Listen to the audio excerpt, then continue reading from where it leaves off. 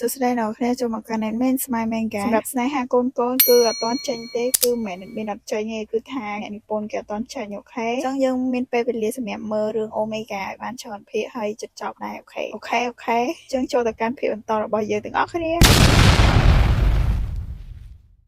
ចឹងក្នុង chapter ទី96របស់យើងនេះគឺថាបេតាយើងកំពុងតែដាក់ការប្រមានទៅកាន់ Omega យើងដឹងហើយការពិភាក្សាមុនហ្នឹងគឺថាឈោវ៉ុនហើយនិងខ្យងស៊ូហ្នឹងរៀងឆ្លោះគ្នាដែរដល់ពេលខ្យងស៊ូធ្វើអញ្ចឹងដាក់ឈោវ៉ុនណាឈោវ៉ុនឬទៅឡូឡាដាក់គាត់បន្ថែមទៀតក្នុងចិត្តណាគាត់តែគេខ្លាំងដល់ហើយប៉ុន្តែខ្លាំងអីជាងមាត់ឈោវ៉ុននោះគឺថាចេះគេនឹងរ៉េបយកតែម្ដងនៅក្នុងពិភព Omega នេះគ្រប់គ្នាបាននិយាយថាកម្រិត Alpha ហើយនិង Omega គឺមិនសូវខុសគ្នាប៉ុន្មាននោះទេកម្រិតនេះគឺសំដៅទៅលើហូរ៉ូម៉ូនរបស់ពួកគេបើសិនជា Omega ដែលមានកម្រិតខ្ពស់វាពិតជារឿងពិតដែល Omega មានកម្រិតខ្ពស់មានហូរ៉ូម៉ូនក៏កម្រិតខ្ពស់ដែរតែមានអ្វីមួយយ៉ាងដែលខុសគ្នាមែនតើគឺ Omega មានកម្លាំងដូចជាមនុស្សស្រីអញ្ចឹងចង់សួរគាត់បាននិយាយទៅកាន់ឈោវ៉ុនថាតើឈោវ៉ុនណាបញ្ចេញចរិតបែបនេះមកទៀតហើយមែនការដែលគាត់ចូលចិត្តប្រើហូរ៉ូម៉ូនរបស់គាត់ទៅបង្ខំឬមួយក៏ធ្វើបាបអ្នកដទៃទោះបីជាខ្យងស៊ូគាត់គ្មានអារម្មណ៍ដឹងពីហូរ៉ូម៉ូនរបស់ឈោវ៉ុនក៏ដោយតែបើសិនជាខ្យងស៊ូវិញគឺជា Alpha ប្រកាសជាត្រូវហូរ៉ូម៉ូនរបស់ឈោវ៉ុនហ្នឹងវាប្រហាយពេលនេះឈោវ៉ុនគឺពិតជាខឹងខ្យងស៊ូខ្លាំងមែនតើគាត់បាននិយាយថាគាត់ស្អប់អ្នកទាំងអស់គ្នារួមទាំងខ្យងស៊ូផងដែរខ្ញុំចង់ឲ្យពួកគេទាំងអស់បាត់ចេញពីពិភពលោក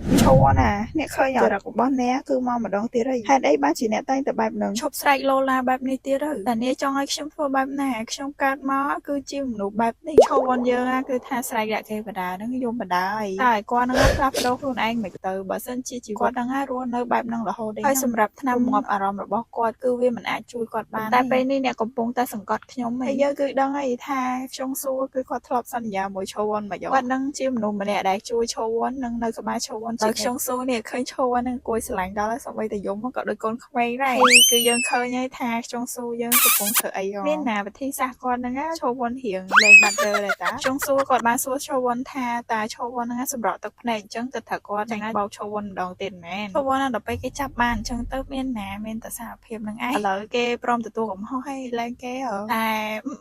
ខ្យងស៊ូយើងគឺមិនព្រមលែងនោះទេគាត់មិនបានលែងឈោវ៉ុននោះទេហើយគាត់បានបន្តទៅរកទិសដៅផ្សេងមិនដឹងបកស្រាយយ៉ាងណាអ្នកគ្នាអាចចូលមើលក្នុង chapter ហ្នឹងបានលើកនេះគឺថាខ្យងស៊ូដាក់ទោសឈោវ៉ុនដល់ហើយអត់មានរឿងភ្លេចដែរការគេរៀបដំបូងហ្នឹងដូចជាខ្យងស៊ូធ្វើអញ្ចឹងដាក់ឈោវ៉ុនណាទៅចូលចិត្តហ្មងភ្លក់រសជាតិគេហ្នឹងឈោវ៉ុនណាគឺពិបាកទ្រាំពេកហើយគាត់បានព្យាយាមរឹងខ្យងស៊ូហ្នឹងចាញ់បន្តាបែកខ្យងស៊ូយើងនេះគឺរឹងមាំសាហាវហ្មងបន្ទាប់ពីគាត់ហ្នឹងញ៉ាំឈោវ៉ុនយើងហើយថាគាត់នេះដោះអាវមកតែម្ដងមិនបាច់មើល six pack ទេលោកអើយអត់មានឃើញក៏ស្រក់ទឹកមាត់ដែរអត់មានទៅដឹងថាមិត្តភក្តិរបស់ហេសុងហ្នឹងសង្ហាដល់ថ្នាក់នេះការដែលខ្យងស៊ូធ្វើបែបនេះគឺដូចជាដាក់ទោសឈោវ៉ុនយើងអញ្ចឹងហើយគាត់លេងលើកនេះគឺរៀងធ្ងន់ដែរហ្នឹងឲ្យដឹងថាពេលដែលមនុស្សខ្សោយត្រូវមនុស្សដែលខ្លាំងជាងខ្លួនហ្នឹងគៀបសង្កត់វាមានអារម្មណ៍យ៉ាងណាឯឈោវ៉ុននេះគឺថាពិបាកក្នុងខ្លួនមែនតើហ្មងក្នុងចិត្តវិញគឺថាជេខ្យងស៊ូអាចឆ្កែឈួតហ្មងតែមានអីដល់ពេលថ្ងៃស្អែកឡើងគឺថាឈោវ៉ុនស្លូតតែម្ដងដោយពេលមកដល់ការិយាល័យរបស់គាត់ហ្នឹងគាត់បានទៅសុំទោសបុគ្គលិកម្នាក់ដែលគាត់ស្ដីឲ្យគេថាអញ្ចេះថ្ងៃមុនហ្នឹងគេអត់សប្បាយចិត្តចឹងទៅគេក៏រៀងប្រើសម្ដីធ្ងន់ដាក់តិចចឹងណាឥឡូវអីគេសុំទោសតែខ្យងស៊ូវិញគឺថាឈរមើលឈោវ៉ុនហ្នឹងនិយាយតែម្ដងគាត់បានគិតថា Alpha និង Omega ប្រៀបដូចជាសត្វអញ្ចឹងអ៊ីកូនៃគិតគេក៏ក្រក់ក្រៃម្លេះ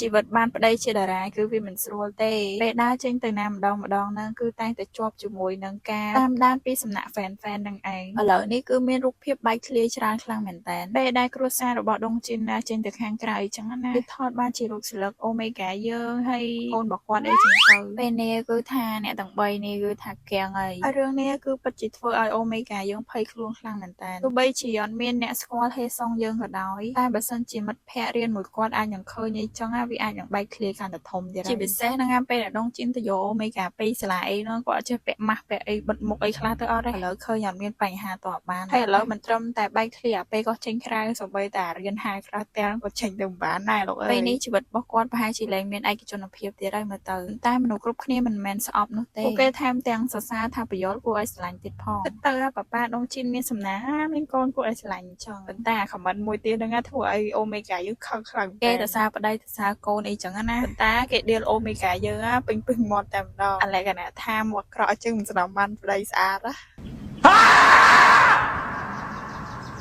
ហើយដងចិនអាចបដ ாய் ឲ្យប្រពន្ធគាត់ដែរកាន់តែមើលខមមិននឹងទៀតទេអញ្ចឹងទេផ្ទុះទេហើយរីឯហ៊ីស៊ូយើងក៏ស្ដីឲ្យអូមេហ្គាយើងទៅយើងត្រូវតែចេះទទួលយកព្រោះអីយើងរៀបការមួយអាហ្វាលីក្លូគឺវាអញ្ចឹងហើយតែយ៉ាងណាក៏ដោយយើងមិនអាចលាក់រឿងនេះរហូតបានទេថ្ងៃណាមួយគ្រប់គ្នានៅតែដឹងអត់ដែរអញ្ចឹងតែម្យ៉ាងដែរតាអូមេហ្គាយើងក៏សប្បាយចិត្តនិយាយថាគ្រួសារគេនឹងឲ្យគួរឲ្យស្រឡាញ់ហ្មងឈប់សិនដល់គ្នាមិនមែនជារឿងសប្បាយទៀតទេណាគ្រប់យ៉ាងគឺប្រែទៅជារឿងពិបាកហើយពេលនេះយើងឃើញថាគ្រួសាររបស់ដងចិនកំពុងតែនៅជុំគ្នានៅផ្ទះរបស់គាត់តើវាមានរឿងអីកើតឡើងទៅបងស្រីដងចិនបានសួរទៅម៉ាក់គាត់ថាតើបរិសម្នាក់នោះនៅតែនៅមុខផ្ទះម្នាក់ម៉ាក់ដងចិនណាគាត់មិនដឹងថាធ្វើបែបណាទេតើគាត់នឹងគួរហៅប៉ូលីសអត់រីឯដងចិនវិញគឺគាត់គិតមិនដល់តែម្ដងគាត់មិននឹកស្មានថារូបថតនោះវាអាចនាំបញ្ហាមកនោះទេចុះយើងចង់ដឹងថាបញ្ហានោះគឺជាអ្វីនោះគឺជាកូនប្រុសរបស់ខ្ញុំហើយខ្ញុំក៏ជាតារបស់គេដែរខ្ញុំមានសិទ្ធិក្នុងការឃើញមុខរបស់ពួកគេតែពេលនេះឪពុករបស់ហេសុងរបស់យើងបានមករកគាត់ហើយថែមទាំងមកឡូឡានៅផ្ទះរបស់ដងចិនទៀតផងហើយយើងគឺដឹងស្រាប់ហើយថាអូមេហ្គាយើងខ្លាចឪពុកគាត់ប៉ុណ្ណាគាត់ខ្លាចហើយគឺគាត់ស្អប់ទៀតពេលនេះកាន់តែធ្វើឲ្យអារម្មណ៍របស់គាត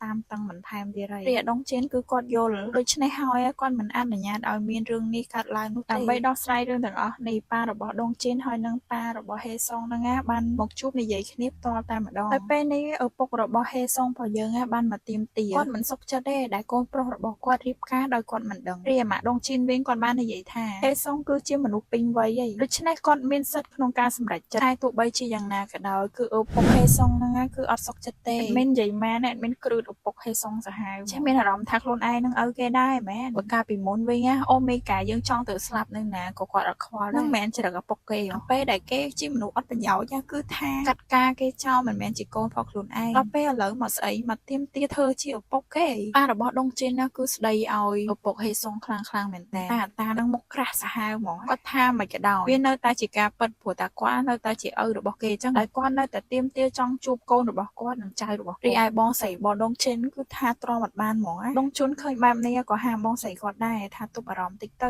រីឯម៉ាក់ដងចិនគាត់នៅតែនិយាយអញ្ចឹងថាហេសុងគឺគាត់អត់ចង់ជួបលោកតែប៉ារបស់ហេសុងនៅតែមិនជឿអញ្ចឹងគាត់គិតថាម៉ាក់របស់ដងចិននិយាយបែបនេះកាន់តែធ្វើឲ្យគាត់នឹងសង្ស័យទៀតគាត់សង្ស័យថាគ្រួសាររបស់ដងចិននឹងបង្ខំកូនគាត់ឲ្យសម្រាលកូនហើយចាក់សោកូនគាត់នៅក្នុងបន្ទប់អីចឹងទៅគាត់គឺចោទគេទៀតហើយថាគេនឹងលាក់កូនគាត់មិនចង់ឲ្យជួបគាត់អីចឹងណាដោយសម្លេងឆ្លោះនេះគឺខ្លាំងមែនតើដល់ថ្នាក់អូមេហ្គាយើងគឺទ្រាំលែងបានទៀតហើយគាត់ក៏ដើរចេញមកទាំងដងចិននឹងហាមគាត់មិនទាន់តែម្ដងទេសុងគាត់បាននិយាយទៅកាន់ឪពុកគាត់ថាតើអ្នកគឺជាអ្នកណាមិនក៏អ្នកហ៊ានទាមទារសិទ្ធិបែបនេះបន្ទាប់ពីប្រហែលឆ្នាំមកនេះលោកគឺមិនដែលផ្លាស់ប្ដូរហើយប៉ារបស់ហេសុងគាត់បាននិយាយថាបន្ទាប់ពីគាត់បានឃើញរូបថតទាំងអស់នោះគាត់ដឹងយ៉ាងច្បាស់ថាគឺជាហេសុងហើយគាត់បាននិយាយទៀតថាខ្ញុំក៏ជាអ្នកបង្កើតអ្នកហើយខ្ញុំក៏ជាអ្នកចិញ្ចឹមអ្នកដែរតែសម្ដីមួយនេះគឺធ្វើឲ្យអូមេហ្គាយើងខំខ្លាំងមែនតើគាត់បានប្រាប់ឪពុករបស់គាត់ថាខ្ញុំមិនមែនជាកូនរបស់អ្នកទេអ្នកបានធ្វើបាបម៉ាក់ហើយអ្នកបានធ្វើបាបខ្ញុំចាក់ចេញពីផ្ទះព្រោះខ្ញុំមិនចង់ឃើញមុខរបស់អ្នកខ្ញុំមិនអនុញ្ញាតឲ្យអ្នកបានឃើញមុខកូនរបស់ខ្ញុំនោះទេកុំស្រមៃឲ្យសោះម៉ាក់របស់ឯងស្ត្រីម្នាក់ដែលបោះបង់កូនខ្លួនឯងចោលហើយរត់ទៅតាមប្រុសនឹងមែនឯងគិតថានាងចាក់ចេញដោយសារតែខ្ញុំមែនម៉ាក់របស់ហេសុងគឺនិយាយមកទាំងខឹងតែម្ដងគាត់កាន់តែនិយាយគាត់កាន់តែចង់ចូលមកចិត្តអូមេហ្គាហើយគាត់កាន់តែស្ដីឲ្យអូមេហ្គាយើងទៀតតែគាត់បាននិយាយថាកំហុសគ្រប់យ៉ាងគឺជាអូមេហ្គាយើងទាំងអស់រីឯអូមេហ្គាវិញគឺគាត់មានអារម្មណ៍ឆ្ងល់មកទៀតហើយតែប៉ារបស់គាត់នឹងចង់និយាយពីអ្វីឪពុករបស់គាត់បានបន្តនិយាយទៀតថាពេលនោះមិនយូរប៉ុន្មានទេនោះស្រីម្នាក់នោះបានត្រឡប់មករកខ្ញុំដោយនាងបានរកឃើញអាហ្វាថ្មីនៅពេលដែលនាងត្រឡប់មករកខ្ញុំម្ដងទៀតនោះអ្នកណាតែដឹងនាងអាចនឹងជួបគេរួចទៅហើយមុនពេលដែលនាងចាក់ចេញម្ដងទៀតនាងបាននិយាយថានាងមិនអាចមើលថែអ្នកបាននោះទេមនុស្សចង្រៃម្នាក់នោះដូច្នេះហើយទើបខ្ញុំលែងលះជាមួយនឹងនាងវាគឺជាអ្វីដែលនាងចង់បានតែប៉ុណ្ណោះហើយមកដល់ពេលនេះអូមេហ្គារបស់យើងគឺទៅតែដឹងថាម្ដាយឪពុករបស់គាត់គឺបានលែងលះគ្នាឪពុករបស់គាត់បាននិយាយបន្តទៀតថាបើសិនជាគាត់មិនលែងលះតើគាត់នឹងអាចរៀបការមានគ្រួសារថ្មីបានមែនហេសុងគឺនិយាយត្រូវដែលឪពុករបស់គាត់ធ្វើបាបគាត់ប៉ុន្តែនោះក៏ជាផ្នែកមួយដែលធ្វើឲ្យគាត់កាន់តែស្អប់ព្រោះនៅពេលដែលគាត់ឃើញហេសុងគាត់ប្រៀបដូចជាឃើញអតីតប្រពន្ធរបស់គាត់ចឹងតែយ៉ាងណាក៏ខ្ញុំមិនដែលបោះបង់អ្នកដែរចុះម្ដាយរបស់ឯងវិញម្ដាយរបស់ឯងគឺបោះបង់ឯងក៏ព្រោះតែឯងគឺជាកូនរបស់យើងនោះអីហើយការនិយាយទាំងអស់នេះគឺធ្វើឲ្យដងជាណាខឹងខ្លាំងមែនតើពេលនេះទោះបីជាឪក្មេងគាត់ក៏ដោយក៏គាត់នឹងចាប់ក្បួនកអាវមកដែរគាត់បាននិយាយថាគ្រប់គ្រាន់ហើយការឆ្លោះប្រកែកគ្នានេះគឺរញ៉េរញ៉ៃខ្លាំងមែនតើរីឯអូមេហ្គាដែលបានស្ដាប់រឿងរ៉ាវទាំងអស់គាត់គឺពិតជាពិបាកទទួលយកខ្លាំងណាស់ពេលនេះក្នុងខួរក្បាលរបស់គាត់នឹកឃើញតែម៉ាក់របស់គាត់តែប៉ុណ្ណោះអំឡុងពេលដែលគ្រប់គ្នាកំពុងតែឆ្លោះគ្នាហេសុងយើងគឺថាដួលសន្លប់ទៅតែម្ដងហើយសាច់រឿងរបស់យើងក៏ចប់តែប៉ុណ្្នឹងផងដែរ អ្នកទាំងអស់គ្នានិយាយថាច្រើន chapter ខ្លាំងមែនតើទម្រាំតែយើងដឹងពីប្រវត្តិគ្រួសាររបស់ Omega យើងគឺវាមានភាពល្វីងជូរចត់ខ្លាំងមែនតើនេះហើយជាលទ្ធផលគ្រួសារមួយដែលមានភាពលែងលះនៅក្នុងនឹងអ្នកដែលរងសម្ពាធបំផុតនឹងណាគឺជាកូននឹងឯង admin គឺយល់អារម្មណ៍មួយនេះច្បាស់ខ្លាំងព្រោះ admin ជាមនុស្សដែលជួបប្រទះរឿងនេះដែរហើយយើងគឺពិតជាពិបាកទទួលយកខ្លាំងមែនតើពេលខ្លះអាចគិតថាខ្លួនឯងកើតមកគ្មានអត្ថន័យអ្វីទាំងអស់ប៉ុន្តែយ៉ាងណាក៏ដោយជីវិតមនុស្សយើងគឺត្រូវតែទៅមកមានតែធ្វើចិត្តហើយនឹងទទួលយកអ្វីដែលថ្មីនៅក្នុងជីវិតយើងទៀតទេហើយ admin សង្ឃឹមថាអ្នកទាំងអស់គ្នានឹងរឹងមាំផងដែរចង់ពី admin ស្មើ Mega ជួបគ្នានៅវីដេអូបន្ទាប់